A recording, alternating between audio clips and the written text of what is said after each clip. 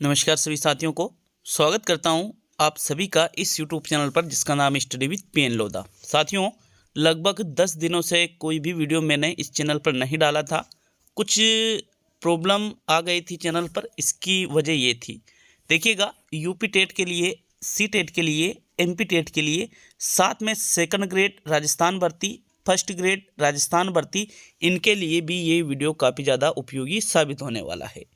यहाँ पर हमने जो टेस्ट सीरीज शुरू की है बाल विकास शिक्षा मनोविज्ञान, बाल विकास व शिक्षा मनोविज्ञान की, रोज आपको 30 प्रश्न हल कराए जाएंगे जो लगभग सभी शिक्षक भर्तियों में बेहद ही ज़्यादा उपयोगी होंगे साथियों। तो चलिए शुरू करते हैं इस वीडियो को।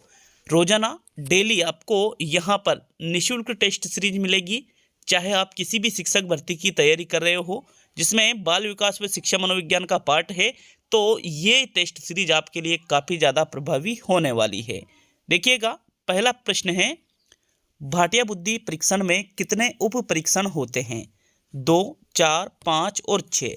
यहाँ पर बात की जा रही है बुद्धि परीक्षण के अंतर्गत भाटिया बुद्धि परीक्षण की। अब यहाँ पर इसमें ये जो परीक्षण है, इस परीक्षण में एक बार आपको जवाब देना है कि कितने उप परीक्षण होते हैं, उसके बाद इस प्रश्न पे हम चर्चा करेंगे। तो साथियों, इसका जो सही आंसर है वो रहेगा विकल्प नंबर 3, 5। भाटिया बुद्धि परीक्षण कोई अलग से परीक्षण नहीं है, इन्होंने 5 अलग अलग परीक्षणों को एक जगह रख करके एक नया परीक्षण बना दिया जिसको भाटिया बुद्धि परीक्षण के नाम से जाना जाता है। साथियों, इसमें कुल उप परीक्षणों की संख्या कितनी होती है? 5 होती है। तो थर्ड विकल्प आपके प्रश्न संख्या 1 में सही है। नेक्स्ट आगे बढ़ेंगे प्रश्न संख्या 2 की ओर। दूसरा क्वेश्चन है आपके यहाँ पर, रॉबर्ट एम गेने ने सीखने के कितने प्रकार बताए हैं? 7, 8, 5 और 6। मित्रों, रॉबर्ट एम गेने का नाम सभी ने सुन ही रखा होगा अगर आपने साइकोलॉजी अच्छे से पढ़ रखी होगी तो। देखिएगा, रॉबर्ट एम गेने ने सीखने का एक सिद्धांत दिया था। तो इन्होंने जो अधिगम सोपानकी का सिद्धांत है वो इन्हीं का है, और इन्होंने उस सिद्धांत में सीखने के कुल 8 प्रकार बताए हैं। तो मतलब यहाँ आपका दूसरा विकल्प सही है प्रश्न संख्या 2 में। जो इन्होंने 8 प्रकार बताए हैं सीखने के, उसमें जो सबसे अंतिम और सबसे उत्तम प्रकार है वो समस्या समाधान अधिगम है। ठीक है, समस्या समाधान अधिगम। ठीक, अगले क्वेश्चन की ओर बढ़ते हैं। प्रश्न संख्या 3 को देखेंगे साथियों। तीसरा क्वेश्चन आपके है, किशोरावस्था में बालक अच्छे से तैयार होते हैं, दर्पण में अपने आप को देखकर सोचते हैं कि मैं कितना सुंदर हूँ। फ्रायड ने किशोरावस्था की इस अवस्था को क्या कहा है? इलेक्ट्रा कहा है, ओडिपस कहा है, नर्सिज्म कहा है या ओटिज्म कहा है? तो देखिएगा, यहाँ पर बालक खुद से प्यार कर रहा है, मतलब खुद को ही दर्पण में देख रहा है और खुद ही सोच रहा है कि मैं कितना सुंदर हूँ। तो साथियों, ये जो विशेषता है किशोरावस्था की, उसको नर्सिज्म के नाम से जाना जाता है। थर्ड वाला जो तीसरा विकल्प है वो आपका सही आंसर है। आने वाली जो शिक्षक भर्ती है किसी भी प्रकार की, सभी के लिए उपयोगी है ये। ठीक है, आगे बढ़ेंगे प्रश्न संख्या 4 पर। इलेक्ट्रा में क्या होता है? ओडिपस में क्या होता है? इलेक्ट्रा लड़कियों में पाई जाती है जिससे लड़कियां पिता से प्रेम करती है। ओडिपस लड़कों में पाई जाती है जिससे लड़के माता से प्रेम करते हैं। ठीक, आगे बढ़ते हैं साथियों प्रश्न संख्या 4 की ओर। चौथे क्वेश्चन को देख लेते हैं। निम्न कथनों में से वृद्धि एवं विकास के बारे में कौन सा कथन सत्य है? साथियों, यहाँ पर जो पहला विकल्प है वो है वृद्धि मनोवैज्ञानिक है और विकास भौतिक।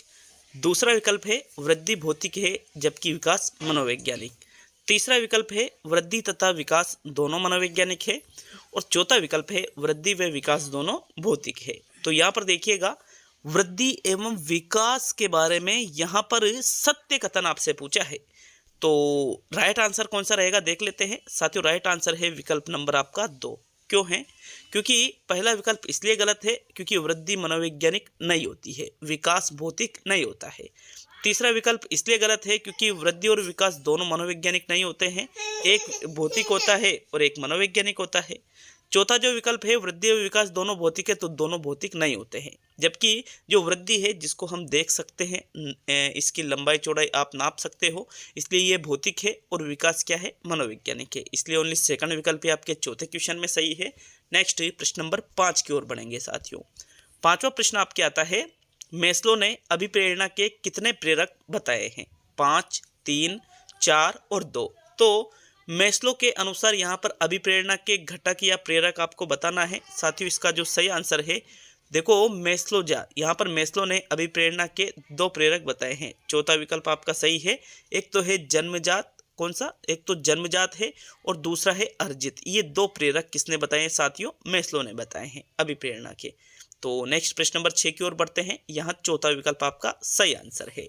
आपके प्रश्न संख्या 6 है, सीखना है ज्ञान का स्तर, ज्ञान की ऊष्मा, प्राणी मात्र के व्यवहार में सुधार लाना और प्राणी मात्र के व्यवहार को प्रेरित करना। तो देखो सीखना ज्ञान का स्तर, ज्ञान की ऊष्मा नहीं होता है। एक बार आप तीसरा और चौथा दो विकल्प बच रहे हैं। तो सीखने का मतलब होता है प्राणी मात्र के व्यवहार में सुधार लाना। थर्ड विकल्प आपका सही है, प्रेरित करने से ही काम नहीं चलेगा। यहाँ थर्ड विकल्प आपका सही रहेगा प्रश्न संख्या 6 में। नेक्स्ट प्रश्न नंबर 7 की ओर बढ़ते हैं। आपके 7वां प्रश्न, निर्मितवाद अधिगम के संबंध में असत्य कथन है। पहला विकल्प अधिगम करता समावेशक है। दूसरा विकल्प विचारों को आकार देते हुए अर्थ निर्माण करता है। यहाँ पर ये अर्थ शब्द थोड़ा आगे टाइपिंग में आया है। तीसरा है निरीक्षण करने वाला है और चौथा है ज्ञान शिक्षक द्वारा छात्रों को स्थानांतरित किया जाता है। तो यहाँ पर ये जो चार विकल्प है निर्मितवाद अधिगम के संबंध में, आपको चारों में से उस विकल्प को देखना है जो कि असत्य कथन है। देख लिया होगा मेरे हिसाब से। तो इसका सही आंसर आता है विकल्प नंबर 4, ज्ञान शिक्षक द्वारा छात्रों को स्थानांतरित किया जाता है। यहाँ पर स्थानांतरित नहीं, छात्र यहाँ पर खुद ही अर्जित करते हैं। तो विकल्प नंबर 4 सही है, इसलिए ये एक असत्य कथन हो जाता है। तो चलिए अब हम आगे बढ़ेंगे प्रश्न नंबर 8 की तरफ। मित्रों 8वां प्रश्न है आपके, कौन सा कथन अधिगम की प्रक्रिया को निर्देशित करता है? पहला है अधिगम एक प्रक्रिया है। दूसरा अधिगम एक उत्पाद है। तीसरा अधिगम कभी उत्पाद है तो कभी प्रक्रिया। और चौथा अधिगम प्रक्रिया एवं उत्पाद दोनों है। तो कौन सा विकल्प आपका प्रश्न संख्या 8 में सही रहेगा? बताइएगा सही आंसर, पहला, दूसरा, तीसरा या चौथा। तो साथियों इस क्वेश्चन का आंसर आपको कुछ बुक्स में चौथा विकल्प मिलेगा, लेकिन वो गलत है, क्योंकि अधिगम एक प्रक्रिया है, अधिगम उत्पाद नहीं होता है। ठीक, विकल्प नंबर आपका 1 सही है प्रश्न संख्या 8 में। नेक्स्ट प्रश्न संख्या 9 की तरफ बढ़ेंगे। देखो किसी प्रश्न पर अगर कोई डाउट हो तो आप नीचे कमेंट कर सकते हो। प्रश्न संख्या 9 है, मानव विकास के संबंध में कौन सा कथन गलत है? विकास रेखीय होता है, विकास पूर्वानुमेय होता है, विकास निरंतर होने वाली प्रक्रिया है और विकास सामान्य से विशिष्ट की ओर होता है। तो देखो बात करें गलत कथन की, वो भी मानव विकास के संबंध में, तो ये निरंतर होने वाली प्रक्रिया तो है, बिल्कुल सही है। पूर्वानुमेय मतलब इसका आप पूर्वानुमान लगा सकते हो, ये भी सही है। सामान्य से विशिष्ट की ओर होता है, ये भी सही है। पहले सामान्य गुण फिर धीरे धीरे उनमें विशिष्टता आती जाती है। लेकिन विकास रेखीय होता है, तो साथियों विकास रेखीय नहीं होता है, बल्कि विकास वर्तुलाकार होता है। ठीक, इसलिए विकल्प नंबर आपका 1 क्या है, जो कथन है वो गलत है। तो पहला विकल्प आपके प्रश्न संख्या 9 में सही रहेगा। नेक्स्ट आगे बढ़ेंगे प्रश्न संख्या 10 पर। 10वां प्रश्न है, निम्न में से कौन सा अधिगमकरण का सिद्धांत नहीं है? पहला विकल्प अधिगम संदर्भित है। दूसरा विकल्प अधिगम तात्कालिक है। तीसरा विकल्प अधिगम सामाजिक प्रक्रिया है और चौथा विकल्प अधिगम एक सक्रिय क्रिया है। तो देखो अधिगमकरण का सिद्धांत कौन सा आपको यहाँ नहीं लग रहा है, तो 10वें प्रश्न में जो राइट आंसर है वो है विकल्प नंबर 2, अधिगम तात्कालिक होता है। अधिगम को तात्कालिक नहीं माना जाता है। ठीक, विकल्प नंबर आपका 2 यहाँ एक गलत कथन है अधिगमकरण के सिद्धांत के संदर्भ में। बाकी पहला, तीसरा, चौथा विकल्प यहाँ पर सही कथन है। तो चलिए आगे बढ़ेंगे अब हम 11वें प्रश्न पर। 11वां प्रश्न, इनमें से कौन सा गिलफोर्ड के त्रिविमीय सिद्धांत के विषय वस्तु आयाम का घटक नहीं है? प्रणाली, प्रतीकात्मक, शाब्दिक और व्यावहारिक। तो देखो जो गिलफोर्ड ने बुद्धि का सिद्धांत दिया है, संक्रिया उत्पाद वाला सिद्धांत, तो उसमें उसको त्रिविमीय सिद्धांत भी कहते हैं। उसमें यहाँ पर जो विषय वस्तु है वो आकृतिक भी होती है, मतलब प्रतीकात्मक, शाब्दिक भी होती है, सांकेतिक भी होती है और व्यावहारिक भी होती है। प्रणाली वाली इसमें जो है वो घटक विषय वस्तु में नहीं आता है, इसलिए विकल्प नंबर आपका 1 सही हो जाता है प्रश्न संख्या 11 में। नेक्स्ट आगे बढ़ेंगे प्रश्न नंबर 12 पर। तो 12वां प्रश्न, अभिरुचि, अभिवृत्ति, उपलब्धि तथा लिंग कौन सी विभिन्नताओं के क्षेत्र है? व्यक्ति की आंतरिक विभिन्नताएं, सामाजिक विभिन्नताएं, वैयक्तिक विभिन्नताएं, चारित्रिक विभिन्नताएं। तो देखो यहाँ पर बात की जा रही है अभिरुचि की, अभिवृत्ति की, उपलब्धि की और लिंग की। तो यहाँ पर साथियों ये तीनों चीज़ें आंतरिक विभिन्नताएं हैं ये, लेकिन यहाँ लिंग की भाई वो स्त्रीलिंग है, पुल्लिंग है, तो ये बाहरी होता है। मतलब ये सिर्फ आंतरिक ही नहीं है, बल्कि फिर हम इसको कौन सा विकल्प सही करेंगे, वैयक्तिक विभिन्नताएं। थर्ड विकल्प आपके प्रश्न संख्या 12 में सही रहेगा। नेक्स्ट आगे बढ़ेंगे प्रश्न संख्या 13 की ओर। तो चलिए 13वें क्वेश्चन की ओर बढ़ते हैं। प्रश्न नंबर 13 है, बहुविध चिंतन का संबंध है बुद्धि से, अनुकरण से, सृजनात्मकता से और मॉडलिंग से। तो देखो जो चिंतन का प्रकार है बहुविध, बहुविध का मतलब होता है अनेक दिशाओं में सोचना। तो अनेक दिशाओं में जिसमें सोचा जाता है साथियों, उसका संबंध सृजनात्मकता से लिया जाता है। विकल्प नंबर आपका 2 सही है प्रश्न संख्या 13 में। देखो वापस बता रहा हूं कि कोई भी शिक्षक भर्ती हो सभी के लिए बेहद ही उपयोगी ये टेस्ट सीरीज होने वाली है। जैसे अभी सी टेट का पेपर आ रहा है, यूपी टेट का पेपर आ रहा है, एमपी टेट का पेपर आ रहा है, राजस्थान में फर्स्ट ग्रेड सेकंड ग्रेड की भर्ती आ रही है। तो इन दोनों में ही ये सारी चीज़ें आने वाली है साथियों। मतलब फर्स्ट ग्रेड सेकंड ग्रेड हो, UP TET, MP TET, C TET हो, या फिर जो स्टूडेंट रीट की तैयारी कर रहे हैं उनके लिए हो, कोई किसी के लिए, सभी के लिए बेहद उपयोगी है ये, है ना। तो आगे बढ़ेंगे अब हम यहाँ पर 14वें प्रश्न की ओर। यहाँ पर तो आपका कौन सा विकल्प सही है, दूसरा विकल्प। प्रश्न संख्या 14 है, एकाधिक बुद्धिमानी का सिद्धांत कहता है कि प्रभावी अध्यापन के द्वारा बुद्धि बढ़ाई जा सकती है, बुद्धि तेजी से बढ़ाई जा सकती है, बुद्धि कई प्रकार की हो सकती है और इनमें से सभी। तो देखो जो एकाधिक बुद्धिमानी का सिद्धांत है उसका क्या मानना होता है साथियों, बुद्धि कई प्रकार की होती है। एकाधिक बुद्धिमानी मतलब एक से अधिक बुद्धि के प्रकार, तो मतलब बुद्धि कई प्रकार की हो सकती है। विकल्प नंबर आपका 3 सही है प्रश्न नंबर 14 में। नेक्स्ट प्रश्न संख्या 15 की ओर बढ़ते हैं। प्रश्न नंबर 15 है, उपलब्धि अभिप्रेरणा का सिद्धांत किसके द्वारा दिया गया, Watson, Sigmund Freud, Carl Jung और डेविड मैक्लेलैंड। तो देखो उपलब्धि अभिप्रेरणा के संबंध में अगर हम बात करें तो ये सिद्धांत दिया गया था डेविड मैक्लेलैंड के द्वारा। दूसरा विकल्प आपके प्रश्न संख्या 15 में सही रहेगा। नेक्स्ट प्रश्न संख्या 16 की ओर बढ़ते हैं। आपके 16वां प्रश्न, निम्न में से कौन सा शिक्षण का स्तर नहीं है, परावर्ती स्तर, स्मृति स्तर, अवबोध स्तर, अभिप्रेरणा स्तर। तो जो शिक्षण के स्तर होते हैं, परावर्ती स्तर को भी शिक्षण का स्तर माना जाता है, स्मृति स्तर भी माना जाता है, अवबोध स्तर भी माना जाता है, लेकिन जो अभिप्रेरणा स्तर है इसको शिक्षण का स्तर नहीं माना जाता है। इसलिए विकल्प नंबर आपका 4 जो है ये शिक्षण के स्तरों में शामिल नहीं है। तो चौथा विकल्प आपके 16वें प्रश्न में सही है। नेक्स्ट आगे बढ़ेंगे प्रश्न नंबर 17 की ओर। साथियों 17वां क्वेश्चन है, शिक्षण के कितने चर होते हैं, 1, 2, 3, 4। तो देखो शिक्षण के चर की बात करें तो एक तो होता है स्वतंत्र चर, ठीक है, एक होता है मध्यस्थ चर, मध्यस्थ चर, और एक होता है आश्रित चर। ये 3 चर होते हैं। इसका मतलब आपका तीसरा विकल्प सही है।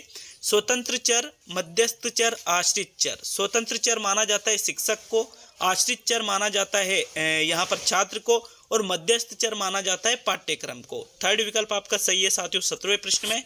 नेक्स्ट प्रश्न संख्या 18 को देखेंगे। 18वां क्वेश्चन है, एनसीएफ 2005 किस प्रकार की शिक्षण प्रणाली को प्रोत्साहित करता है, समावेशी, एकीकृत, विशेष और नियमित। तो एनसीएफ 2005 नाम सभी ने सुन रखा होगा, प्रोफेसर यशपाल इसके अध्यक्ष थे।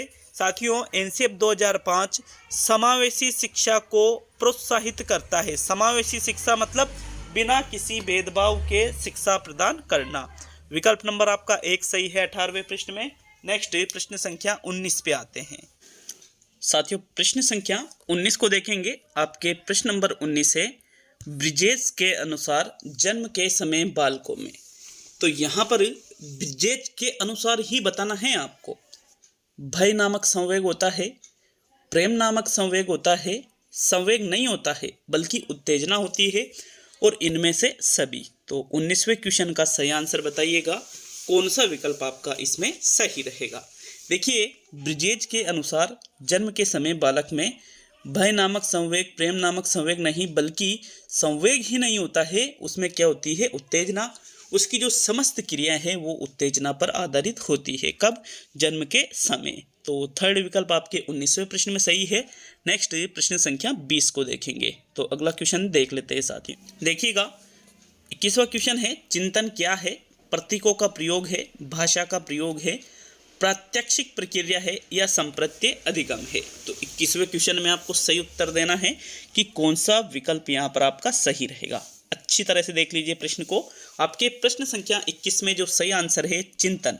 चिंतन प्रतीकों का प्रयोग माना जाता है साथियों। किसका प्रयोग माना जाता है? प्रतीकों का प्रयोग। वैसे देखा जाए तो इसमें सारे ही विकल्प सही होने चाहिए, लेकिन अपने को क्या करना है, सबसे बेस्ट विकल्प चुनना पड़ता है। तो इसलिए प्रथम विकल्प आपका इसमें सही रहेगा। नेक्स्ट प्रश्न नंबर 22वां प्रश्न है, अस्मिता के विकास के लिए सबसे महत्वपूर्ण समय है बाल्यावस्था, प्रौढ़ावस्था, किशोरावस्था, वृद्धावस्था।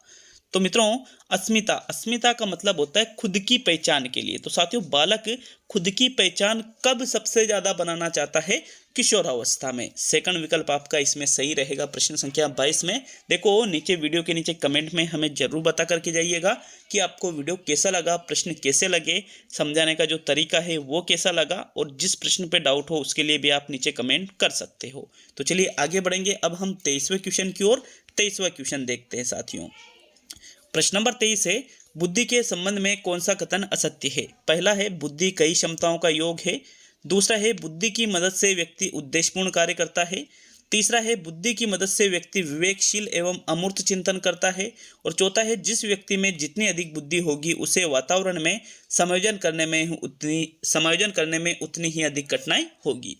तो देखो 23वें क्वेश्चन में यहाँ पर बुद्धि के संबंध में आपको असत्य कथन देखना है। अब देख लीजिए सब अच्छे से सारे विकल्पों को, ताकि आप सही विकल्प का चुनाव कर सके। तो देख लिया होगा, राइट आंसर देख लेते हैं साथियों। राइट आंसर है विकल्प नंबर 4, क्योंकि असत्य कथन देखना था। यहाँ पर कई क्षमताओं का योग भी माना जाता है बुद्धि को। बुद्धि की मदद से व्यक्ति उद्देश्यपूर्ण कार्य भी कर लेता है, विवेकशील और अमूर्त चिंतन भी करता है बुद्धि की मदद से। लेकिन यहाँ पर चौथा विकल्प क्या कह रहा है कि ज्यादा बुद्धि होगी, अधिक बुद्धि होगी तो वातावरण में समायोजन करने में कठिनाई थोड़ी होगी, आसानी होगी, सरलता होगी। इसलिए चौथा विकल्प यहाँ पर एक गलत कथन है। कठिनाई नहीं, सरलता होना चाहिए, आसानी होना चाहिए। तो विकल्प नंबर आपके 423 में सही है। नेक्स्ट प्रश्न नंबर 24, सीखने की प्रक्रिया सूझ की दृष्टि से निम्न में से कौन सी विशेषता गेस्टाल्ट मनोवैज्ञानिकों द्वारा निर्धारित नहीं की गई है? पहला है अधिगम की प्रकृति संज्ञानात्मक होती है। दूसरा है अधिगम की प्रकृति यंत्रवत होती है। तीसरा है अधिगम की प्रकृति लगभग स्थायी होती है। और चौथा है सूझ के लिए समस्यात्मक प्रकृति होना आवश्यक है। तो देखो गेस्टाल्ट मनोवैज्ञानिकों में 3 नाम आते हैं, वर्दीमर, कोपका और कोहलर। तो इन्होंने जो गेस्टाल्ट संप्रदाय जो बनाया था उसमें सूझ की दृष्टि से, सूझ मतलब अंतर्दृष्टि का सिद्धांत भी इन्होंने दिया साथियों। गेस्टाल्टवादियों ने वहाँ पर सूझ ही संपूर्ण चीज इन्होंने बताई है। तो इन्होंने बताया है कि सूझ के लिए समस्यात्मक प्रकृति होना आवश्यक है। व्यक्ति को सूझ तभी उत्पन्न होगी जब उसके सामने कोई समस्यात्मक प्रकृति हो। फिर अधिगम की प्रकृति संज्ञानात्मक भी होती है, ज्ञान के संबंध में ही यह सिद्धांत दिया गया है। अब दूसरा और तीसरा विकल्प बचा है। तो यहाँ पर देखिएगा अधिगम की प्रकृति यंत्रवत होती है, ये इन्होंने निर्धारित नहीं की है। यहाँ पर सेकंड विकल्प सही है। अब देखो इसमें अधिगम की प्रकृति लगभग स्थायी होती है। लगभग स्थायी कैसे कि जो सूझ का जो तरीका है, हमने किसी परिस्थिति में ज्ञान को एक परिस्थिति में सोच लिया तो दूसरी परिस्थिति में भी हम उसको सोच लेंगे, ठीक है, इस प्रकार से उससे मिलती जुलती परिस्थिति में, इसलिए स्थायी माना गया है इनके द्वारा। तो वैसे इस क्वेश्चन पर अगर आपको डाउट हो तो नीचे कमेंट अवश्य करिएगा, मैं उसकी डिटेल में व्याख्या कर दूंगा नीचे पिन लगा के, ठीक है, कमेंट को। तो चलिए आगे बढ़ेंगे प्रश्न संख्या 25 की ओर। इस क्वेश्चन के लिए जरूर कमेंट करें सेकंड या थर्ड, आप किस पर जाओगे साथियों। तो देखिए 25वां प्रश्न, देखना, सिर उठाना, बैठना तथा चलना किस प्रकार के सीखने का उदाहरण है? गामक अधिगम, संवेदनात्मक अधिगम, ज्ञानात्मक अधिगम और इनमें से सभी। तो मित्रों बालक देख रहा है, सिर उठा रहा है, बैठ रहा है, चल रहा है, ये ज्ञानात्मक तो है नहीं बैठना चलना, ये संवेदनात्मक भी नहीं है, बल्कि ये गामक अधिगम है। गामक का मतलब क्रिया से लिया जाता है। तो जो फर्स्ट विकल्प है 25वें प्रश्न में वो आपका सही आंसर है। नेक्स्ट आगे बढ़ेंगे प्रश्न नंबर 26 पर। शिक्षा का अधिकार अधिनियम 2009 के अनुसार आर्थिक व सामाजिक रूप से पिछड़े वर्ग के बच्चों के लिए निजी विद्यालयों में सीट आरक्षित है 20%, 25%, 15%, 30%। तो देखो आरटी 2009 कहती है कि जो आर्थिक व सामाजिक रूप से जो पिछड़े वर्ग के बच्चे होते हैं उनको प्राइवेट या निजी विद्यालयों में 25% सीटें उनके लिए आरक्षित होती है, जिन पर बिल्कुल निःशुल्क प्रवेश बच्चों को मिलता है। तो सेकंड विकल्प आपके 26 में सही है। नेक्स्ट आगे बढ़ेंगे प्रश्न नंबर 27 की ओर। तो 27वां प्रश्न साथियों, 27वां प्रश्न है, विकास कभी न समाप्त होने वाली प्रक्रिया है, यह कथन है। यह कथन विकास के किस सिद्धांत से संबंधित है? एकीकरण का सिद्धांत, अंतः क्रिया का सिद्धांत, निरंतरता का सिद्धांत, अंतः संबंध का सिद्धांत। तो कभी न समाप्त होने वाली प्रक्रिया मतलब निरंतर चलती रहती है। यहाँ पर आपके थर्ड विकल्प इसमें सही रहेगा 27 में, क्योंकि यह निरंतरता का सिद्धांत ही बताता है। तो आगे बढ़ेंगे प्रश्न नंबर 28 पर। साथियों प्रश्न नंबर 28, 28वां प्रश्न, दो फैक्टर थ्योरी का संबंध किससे है? बर्नन, गिलफोर्ड, स्पीयरमैन और थ्रस्टन। बहुत ही इंपॉर्टेंट क्वेश्चन है ये। टू फैक्टर थ्योरी किसके द्वारा दी गई है? स्पीयरमैन के द्वारा दी गई है साथियों, जिसमें इन्होंने बुद्धि के 2 तत्व बताए हैं, सामान्य तत्व और विशिष्ट तत्व। थर्ड विकल्प आपका सही है प्रश्न नंबर 28 में। अब सेकंड लास्ट मतलब 29वां क्वेश्चन देख लेते हैं। आपके प्रश्न संख्या 29 है, ये देखिएगा, निम्नलिखित में से कौन सा सिद्धांत बुद्धि का सिद्धांत नहीं है? स्पीयरमैन का सिद्धांत, जेम्स लेंगे का सिद्धांत, गार्डनर का सिद्धांत, एंडरसन का सिद्धांत। तो साथियों बुद्धि का सिद्धांत नहीं है। स्पीयरमैन का भी बुद्धि का है, गार्डनर का भी बहुबुद्धि का है, एंडरसन का भी है, लेकिन ये जो जेम्स लेंगे का सिद्धांत है ये बुद्धि का सिद्धांत नहीं है, बल्कि ये संवेगों से संबंधित सिद्धांत है। इसलिए आपके सेकंड विकल्प प्रश्न नंबर 29 में सही रहेगा। किससे संबंधित सिद्धांत है ये? संवेगों से संबंधित। यहाँ पर आपका विकल्प नंबर दूसरा सही है 29वें क्वेश्चन में। अब इस टेस्ट सीरीज का जो पहला टेस्ट है ये, इसका अंतिम और 30वां क्वेश्चन देख लेते हैं साथियों। नीचे कमेंट करके जाइएगा कि कितने क्वेश्चन आपके सही हुए हैं। व्यक्तित्व को अधोलिखित विशेषताओं से स्पष्ट किया जा सकता है सिवाय इसके अंतर्गत शारीरिक व मनोवैज्ञानिक दोनों ही घटक आते हैं। इसकी प्रमुख विशेषता साधारणतः समय के साथ परिवर्तित नहीं होती है। व्यक्तित्व स्थितियों के प्रति अनुकूलनीय नहीं होता है, और इनमें से सभी। तो देखो समझने वाला प्रश्न है, समझने वाला। व्यक्तित्व को अधोलिखित विशेषताओं से स्पष्ट किया जा सकता है सिवाय मतलब एक के सिवाय, यहाँ पर सभी व्यक्तित्व की विशेषता है, तो किसके सिवाय उसको देखना है। तो देखो शारीरिक व मनोवैज्ञानिक दोनों घटक आते हैं, ये तो स्पष्ट कर रहा है, ये तो बिल्कुल आंसर आपका नहीं रहेगा। इसकी प्रमुख विशेषता साधारणतः समय के साथ परिवर्तित नहीं होती, ये भी बिल्कुल सही है व्यक्तित्व के बारे में। लेकिन तीसरा विकल्प जो कह रहा है कि व्यक्तित्व स्थितियों के प्रति अनुकूलनीय नहीं होता है, गलत है ये, क्योंकि व्यक्तित्व स्थितियों के प्रति अनुकूलनीय होता है साथियों। इसलिए आपका तीसरा जो विकल्प है ये व्यक्तित्व की विशेषताओं को स्पष्ट नहीं कर रहा है। थर्ड विकल्प आपका 30वें प्रश्न में सही रहेगा। तो ये टेस्ट सीरीज आरंभ की है। अगर आप चाहते हैं कि भाई सेकंड ग्रेड के लिए, फर्स्ट ग्रेड के लिए, या फिर वापस से डिटेल से भी पढ़ना चाहते हैं तो नीचे कमेंट जरूर करिएगा, या फिर कोई सी भी शिक्षक भर्ती के लिए। तो मिलते हैं अगले वीडियो में। बहुत बहुत धन्यवाद आप सभी का वीडियो को पूरा देखने के लिए।